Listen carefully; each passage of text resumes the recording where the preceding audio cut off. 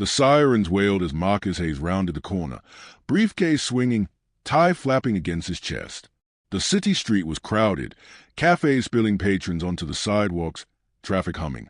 But all he noticed was a police cruiser sliding to a stop inches from his path. Officer Daniels stepped out, badge glinting under the harsh afternoon sun, and without a word, shoved him against the brick wall. "Move aside, Negro," Daniels spat, voice sharp, eyes cold. Marcus felt the rough scrape of concrete against his palms as he tried to steady himself. I'm just going to my office," he stammered. Passers-by glanced away, murmurs swallowed by the honking cars. Daniels leaned closer, his weight pressing down. "Do I look like I care?"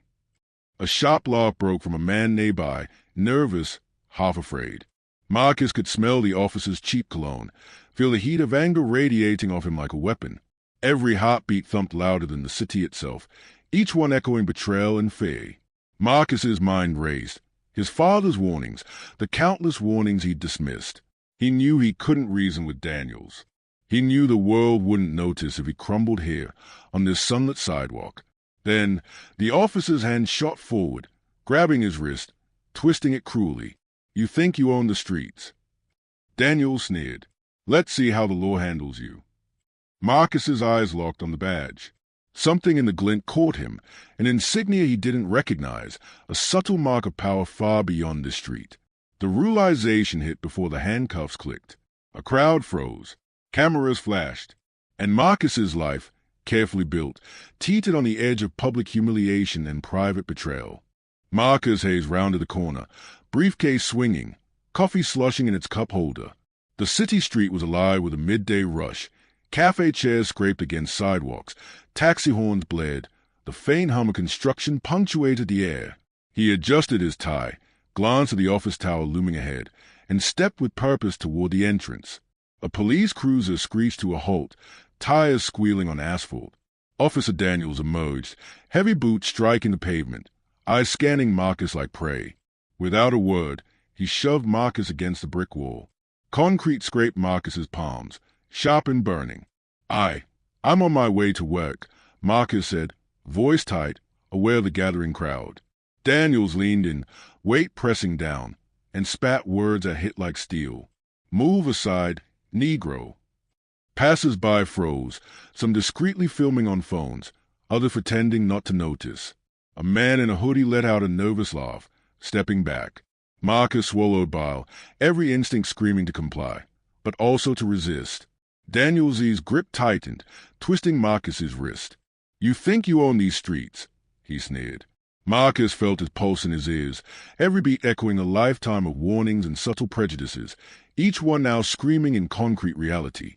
He tried to keep calm, to reason, but Daniels' eyes, cold and unyielding, offered no space for negotiation. A flash of metal caught Marcus's eye, a badge with peculiar insignia he didn't recognize, hinting at authority far above a local precinct. His stomach dropped. The officer's handcuffs clicked. Cameras flashed. Whispers rippled through the crowd. Marcus's life, meticulously built over decades of effort, teetered on the knife's edge between public humiliation and personal ruin. He looked up, heart hammering, and realized he was no longer just a man stopped by a cop. He was a man ensnared by power, unseen but undeniable. The city continued its hum, indifferent. Marcus remained pressed against brick, handcuffed, the sunlight catching the metal cold against his wrists. The world had changed in an instant. The precinct smelled of bleach and stale coffee, fluorescent lights humming overhead. Marcus's shoes echoed on the linoleum as Officer Daniels shoved him toward the booking desk. Clerks and officers glanced up briefly, then returned to their screens. "Name?" a clerk asked without looking. "Marcus Hayes," he said, voice steady despite the tightness in his chest. Daniels barked, his being uncooperative. "Keep him seated." Marcus sat, hands cuffed, knees stiff. His briefcase had been tossed to the side, papers spilling like confetti. A young officer muttered something about paperwork and reports, then shrugged at Marcus. No apology, no recognition of error. "Why are you doing this?" Marcus asked quietly. Daniels leaned in, smirk thin. "Because I can." Hours passed. Forms were filled, photos taken, fingerprints scanned. Every clerk, Every officer spoke in clipped, dismissive tones, some forcing laugh when Marcus asked questions. Each response reinforced his isolation. "I want to call my lawyer," he said. "You'll get your chance," Daniels replied, voice low and threatening, "after you've learned your place." Marcus's phone was taken, his attempts at explanation dismissed. Microaggressions layered over abuse, a sigh here, an eye roll there, subtle reminders of assumed guilt. When he requested a water cup, a clerk snorted. "Don't play the victim," she said, voice sharp. In the waiting room, the hum of fluorescent lights mixed with murmurs from other detainees, the occasional clatter of keys and metal doors. Marcus counted each sound, each second, noting the power imbalance.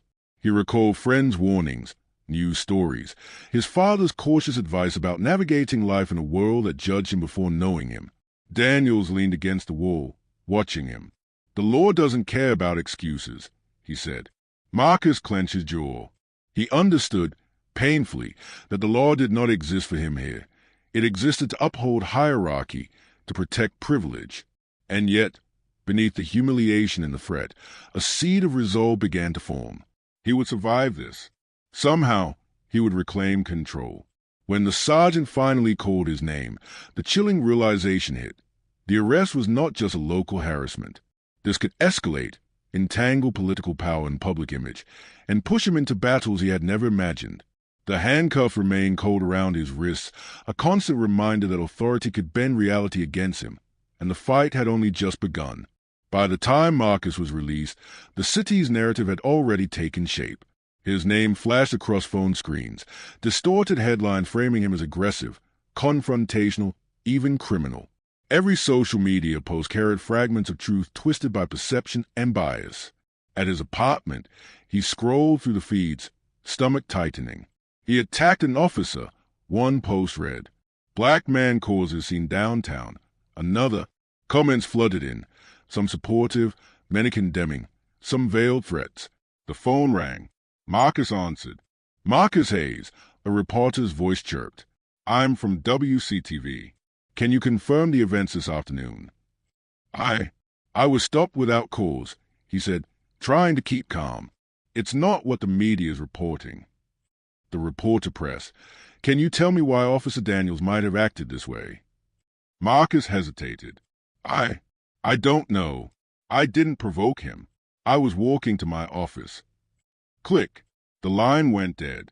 Minutes later, a new headline appeared, quoting the reporter selectively. "Local man claims innocence in altercation with officer. Public questions his story."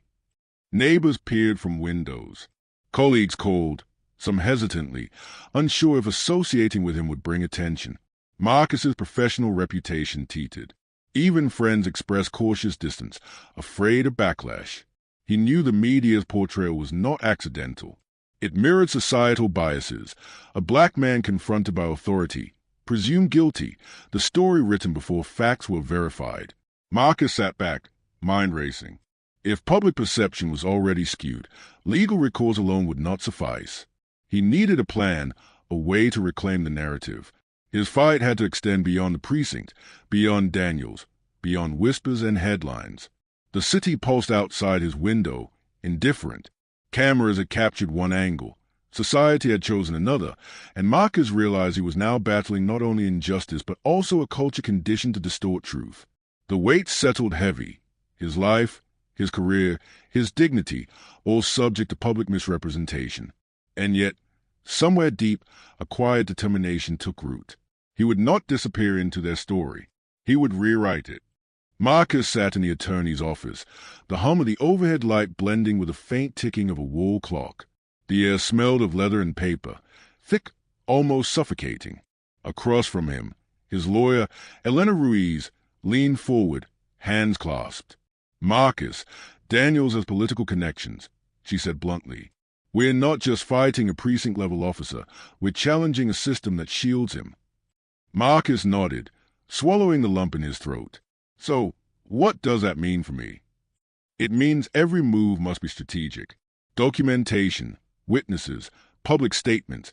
We can't rely on goodwill or assumptions of fairness." He leaned back, mind racing. Hours in the precinct, the cold of handcuffs, The jeers, the whispers, all came back in sharp relief. "I've seen the bias," he said. "The way they dismiss me, minimize me. Are courts any different?" "They can be worse if we're not meticulous," Elena replied. "Daniels is allies. The district attorney may hesitate. Media can sway perception. You'll need to maintain composure under pressure and avoid reactive statements that can be weaponized against you." Court dates were set. Depositions scheduled.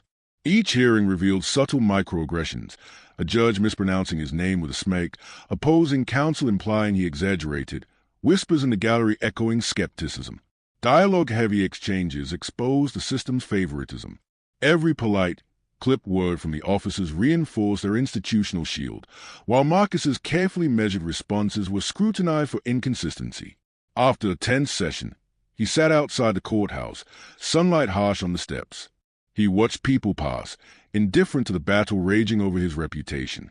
Legal strategy blended with emotional calculus, when to push, when to pause, when to expose systemic patterns. He realized the fight was bigger than Daniels, bigger than the arrest. It was about holding a structure accountable that thrived on presumption, hierarchy, and racialized control.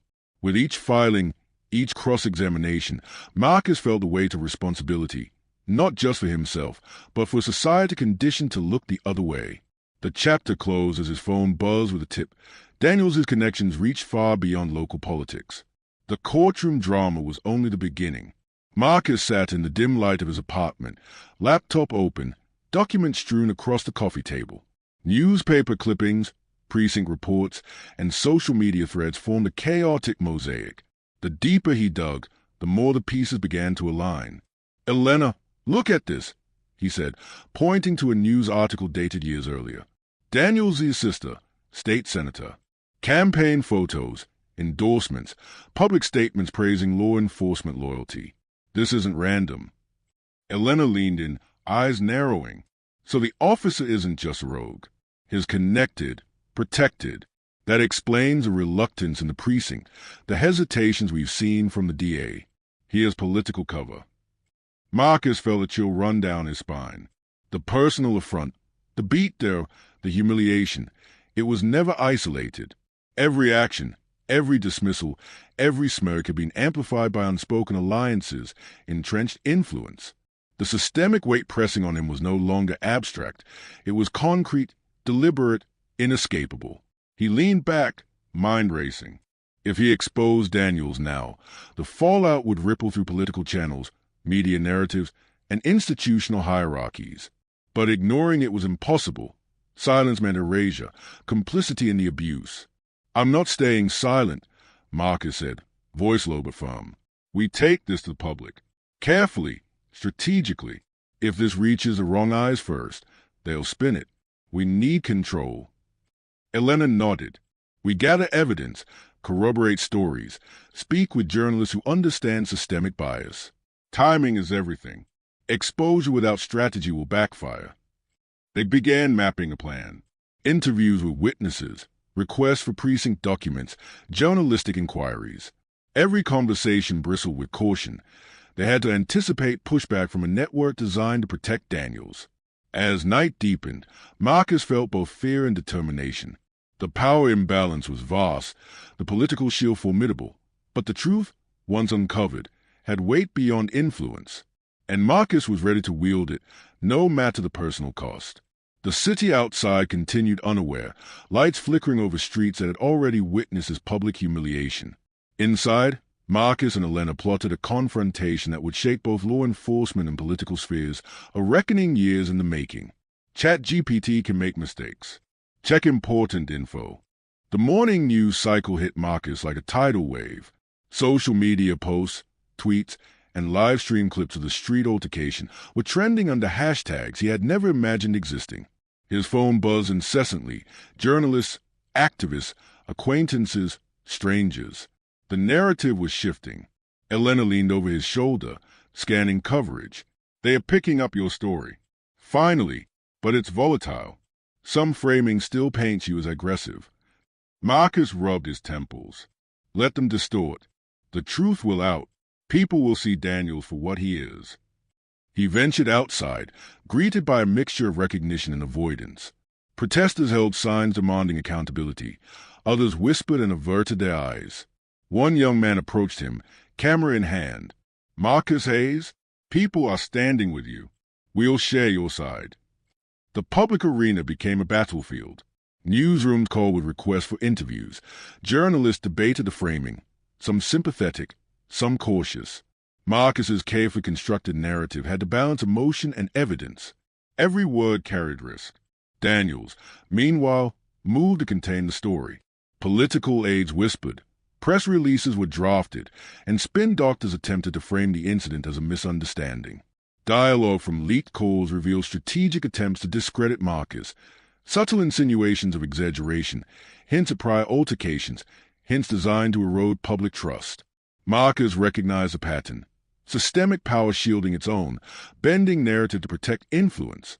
He countered by issuing measured statements, corroborating witnesses, and encouraging public accountability. The city began to respond. Demonstrations swelled outside precincts. Online, the hashtag grew. Public officials, journalists, and community leaders began speaking out. Marcus felt the tension between empowerment and fear. The momentum gave him strength, but also exposed him to scrutiny, retaliation, and danger. By nightfall, the streets were alive with chants and placards, a cacophony of solidarity. Marcus watched from a rooftop, observing the swell of public conscience. The fight was no longer personal. It was a reflection of society's struggle with power, bias, and justice.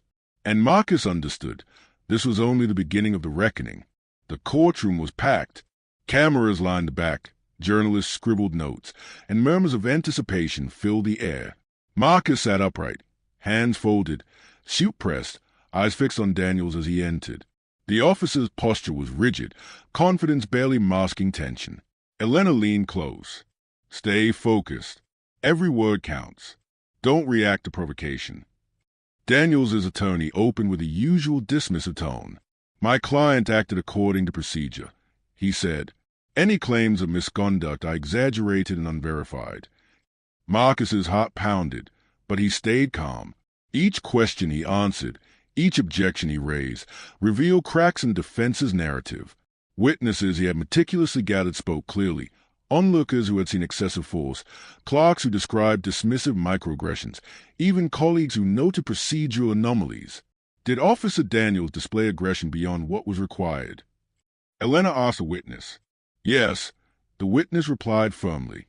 "He escalated without cause. It was deliberate." The gallery stirred. The judge's gavel punctuated tense moments, silencing murmurs, demanding attention. Marcus felt each second as a mixture of fear and vindication. The courtroom became a stage where truth and power collided. Outside, journalists broadcast the proceedings live.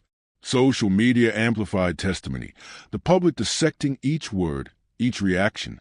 Daniel shifted uneasily, realizing influence and political protection could not fully shield him from documented evidence. Cross-examination revealed inconsistencies, internal reports omitted crucial facts, and prior complaints surfaced. The defense faltered under scrutiny. Dialogue between attorneys crackled with tension, exposing attempt to manipulate narrative versus the carefully compiled truth Marcus and Elena had presented. By the day's end, Daniels' political allies began distancing themselves. The media framed his fall as inevitable. The courtroom itself felt like a turning point. Systemic complicity confronted by strategy, evidence, and public accountability. Marcus stepped outside afterward, hands still shaking. The ordeal was far from over, but the scales of justice had shifted. The abuser's power was no longer absolute. Exposure, strategy, and persistence had begun dismantling the shield that had once seemed invincible. The reckoning had arrived. Weeks after the courtroom sessions, Marcus walked through the city streets with a sense of cautious vigilance. The crowd still whispered his name. Social media buzzed with retrospectives, analysis, and debate. Public perception had shifted, but the personal toll lingered. He met Elena in a quiet cafe. "It's over, legally," she said, stirring her coffee. Daniels faces disciplinary action, public scrutiny. The state senator's influence can't protect him now. But your life isn't magically fixed. Marcus nodded. He thought of the sleepless nights, the relentless media attention, the subtle distance of colleagues and friends. Emotional scars ran deep, hyper-awareness, mistrust, and a lingering sense of vulnerability. The victory was tangible but incomplete. He spoke with family, carefully rebuilding strained relationships. Conversations that once flowed easily now required patience, explanation, and reassurance. Dialogue carried weight. Every word tested trust and resilience. In his office, Marcus resumed work, but the world had shifted. Meetings were approached cautiously, interactions measured. Clients and co-workers acknowledged the ordeal, but some remained hesitant, an unspoken reminder of the incident's social cost. Yet, in reflection, Marcus saw growth. Documentation, strategy, resilience, and the public response had transformed a personal injustice into systemic awareness. He realized the importance of vigilance, of advocacy, and the necessity of confronting entrenched bias, not for revenge, but for accountability. At night, he sat by the window, city light shimmering. Internal dialogue traced a journey from humiliation to empowerment. Trauma remained, but clarity emerged. Survival demanded endurance, resilience, and measured action. Marcus understood the broader fight continued. The personal cost was high, but each scar marked progress. Each strategic decision, each testimony, each public statement had contributed to a shift in perception, awareness, and accountability. The aftermath was complicated, uncomfortable, and necessary. He closed his eyes, knowing that vigilance, courage, and moral clarity would define the next chapter of his life. ChatGPT can make mistakes. Check important info. Months later, the city had shifted in subtle, undeniable ways. Officer Daniels faced formal disciplinary proceedings. Internal investigations revealed patterns of misconduct.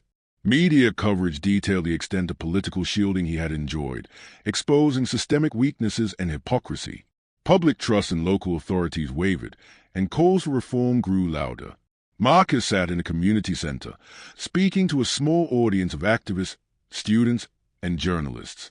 Dialogue was candid, sharp, focused on systemic injustice and personal resilience. "This isn't just about one officer or one city," he said. "It's about structures designed to protect privilege and silence truth. Accountability matters." Elena watched from the side, noting the careful balance Marcus struck between indignation and measured advocacy. Each word was deliberate, each anecdote a lesson, each pause a reminder of stakes and strategy. The audience responded with nods, murmurs, and questions, engagement that validated years of careful planning, endurance, and courage. In private, Marcus reflected on the cost. Relationships had strained, friendships tested, career paths disrupted. The trauma of public humiliation lingered, a shadow beneath his accomplishments. But clarity had emerged. Moral and legal victories were real, even if personal scars remained. Letters from citizens, colleagues, and advocacy groups arrived, acknowledging his courage and the ripple effect of his struggle. Policies in local precincts were under review. Journalists pursued accountability, stories previously ignored. The fight extended beyond Marcus. It became symbolic, catalytic. As he stood by the city window one evening, lights flickering across the skyline, he felt the weight of poetic justice. Daniels' shield had crumbled, the public and legal exposure undeniable. Marcus had survived the system's pressures, exposed its cracks, and contributed to awareness and reform. The city continued its indifferent hum, but Marcus knew the landscape had changed. Power had been challenged, bias confronted, and truth asserted. Legacy was not revenge. It was consequence, awareness, and enduring vigilance. The balance between justice and personal cost remained, but the reckoning had been real, measured, and irreversible. A year had passed since the courtroom reckoning.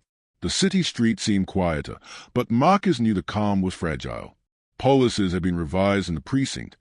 Officers underwent mandatory bias and accountability training. Public awareness campaigns highlighted procedural fairness, but systemic patterns persisted beneath the surface. Marcus now split his time between work and advocacy. He spoke at universities, law enforcement workshops, and community forums. Dialogue remained his primary tool, careful, deliberate, unflinching. "Change isn't a single verdict," he told a crowded hall.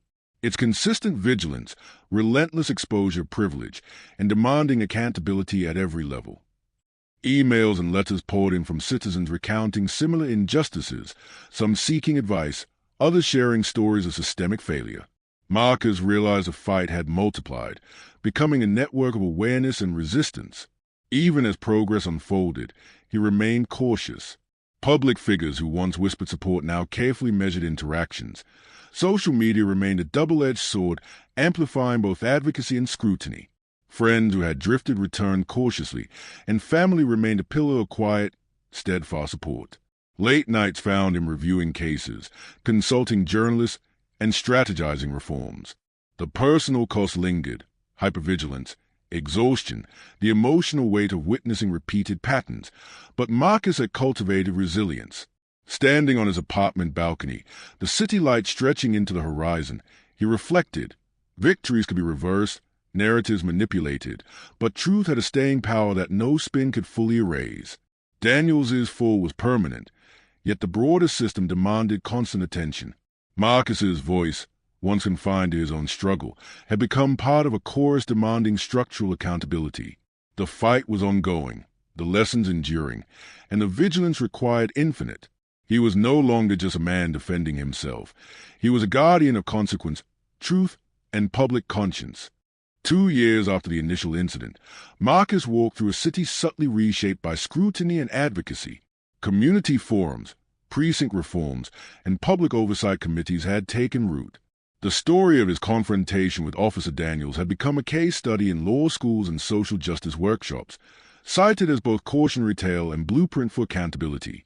Marcus met with a group of young activists in a small community center. The room buzzed with energy and questions. How do we hold power accountable when institutions protect it? One asked. Marcus replied evenly, voice measured but firm. Documentation, persistence, public pressure, legal avenues, but never underestimate the power of collective observation and solidarity. Outside, news headlines highlighted ongoing investigations into precinct procedures. Daniels's name still lingered in political discourse, a symbol of abuse of power. Public officials were wary of similar misconduct. The city had begun to internalize lessons from the exposure. Despite progress, Marcus remained vigilant. Each day brought new reports of microaggressions, systemic bias, and institutional loopholes. He knew the work was never truly finished. Even as policies changed, enforcement was inconsistent, and public memory fickle. In private, he reflected on the personal cost. Strained relationships, lingering anxiety, and the shadow of trauma. Yet, he recognized a new sense of agency. His voice, once targeted and suppressed, now contributed to broader awareness and change. At night, overlooking the city skyline, Marcus understood the balance of justice. Victories were measurable, but vigilance was perpetual. His struggle had sparked change, but it demanded ongoing attention, deliberate action, and moral clarity. Power could be challenged, injustice exposed, and truth amplified, but only through persistent engagement and an unwavering commitment to accountability. The city slept, unaware of its quiet transformation, yet Marcus remained alert, a sentinel of consequence, ensuring that lessons endured and that systemic oversight became more than words on paper. ChatGPT can make mistakes. Check important info. 3 years after the initial confrontation, Marcus observed the long-term impact of his struggle. The precinct had implemented a permanent oversight committee, staffed with civilian representatives and legal advisors. Training programs emphasizing bias awareness and procedural transparency were no longer optional but institutionalized. Marcus met with a journalist over coffee. "The story isn't just mine anymore," he said. "It's about exposing patterns, holding systems accountable, and preventing the next abuse of power." The journalist nodded, scribbling notes. "Your case inspired policy reviews nationwide. Other cities are now auditing precincts, reviewing officer misconduct, and creating channels for accountability." Marcus reflected on Daniels, now largely ostracized, facing legal scrutiny and public condemnation. The officer's fall remained emblematic of unchecked privilege, and the systemic cracks his actions exposed continued to demand attention. Community groups organized seminars and workshops, educating citizens about rights and procedures when encountering law enforcement. Marcus participated regularly, his voice guiding, his experience validating, his dialogue teaching caution, resistance, and resilience. Yet he remained vigilant. Social media highlighted ongoing abuses in other precincts. Stories like his resurfaced regularly, reminding him that systemic injustice was persistent and adaptive. Every procedural reform could be undermined, every policy ignored. Even in victory, the personal cost lingered. Sleep disrupted by lingering tension, quiet moments haunted by memories of public humiliation, hyper-awareness in public spaces. But these shadows were tempered by the knowledge that his advocacy had tangible effects. Standing once more over the city from his apartment balcony, Marcus saw the ripples of accountability spreading outward. The fight against systemic abuse was endless, but the truth, strategy, and resilience he embodied had catalyzed meaningful change. The story was no longer just about him. It was about vigilance, consequence, and the enduring struggle for justice. 4 years had passed, but Marcus remained acutely aware that victory was fragile. Policies, oversight committees, and public discourse had shifted the landscape, yet the patterns of systemic bias persisted quietly, morphing into new forms. He walked through the precinct during a scheduled community review, observing officers and administrators adapting to scrutiny. Dialogue between officials and citizens was no longer performative. Questions were precise, responses documented. Marcus noted the small victories: transparency in reports, a new openness to complaints, procedural checks once ignored. Outside, the city thrummed with life. Citizens had become more aware of their rights, more willing to question authority, and more engaged in civic oversight. Social media amplified scrutiny, and journalists pursued investigative reporting with renewed rigor. Marcus occasionally watched clips from local stations showing community members holding officers accountable, a silent validation of his years of effort. At home, he reviewed incoming correspondence, emails from students, activists, and even officers advocating for reform. Dialogue carried forward, spreading lessons, amplifying vigilance. Marcus realized his role had evolved from victim to educator, strategist, and symbol of sustained accountability. He acknowledged the personal cost, lingering anxiety, hyper-awareness, the weight of responsibility. But these were tempered by impact. His experiences had catalyzed structural and cultural shifts, proving that deliberate action could challenge entrenched privilege and enforce consequence. Standing on his balcony at night, city lights stretching endlessly, Marcus reflected. Systemic injustice could never be fully erased, but awareness, strategy, and moral courage created enduring change. Vigilance, persistence, and dialogue were the tools to sustain it. The skyline shimmered, indifferent yet illuminated by the possibility of progress. Marcus remained watchful, knowing the fight was never complete, but confident that the path forward, grounded in truth, consequence, and accountability, was unbroken. ChatGPT can make mistakes. Check important info. 5 years after the incident, Marcus walked through a renovated community center hosting a civic forum. The room buzzed with energy. Students, activists, lawyers, and journalists gathered to discuss law enforcement accountability. Marcus had become a quiet fixture in these spaces, his story serving as both cautionary tale and guide for systemic vigilance. A young activist approached him. "Mr. Hayes, your case inspired our campaign for precinct reform. How do we keep this momentum?" Marcus replied evenly, measured. Documentation, persistence, and collective oversight. Change is never guaranteed. It requires vigilance from everyone involved.